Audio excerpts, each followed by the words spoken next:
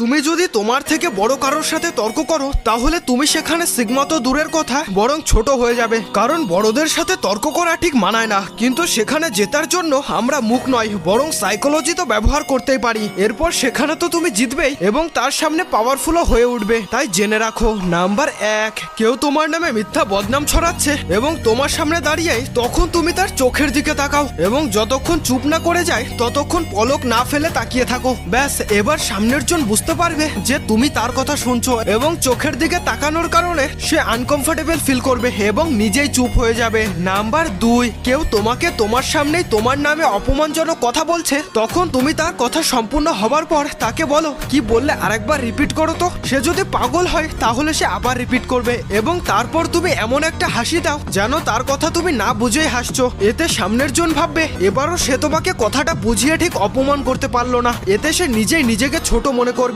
এবং তুমি চুপ থেকে উইনার হয়ে যাবে। আর হ্যাঁ, সিগমা আর্মিরা সময় থাকলে তোমার নামের পাশে একটা সিগমা ইমোজি দিয়ে কমেন্ট করে যাও।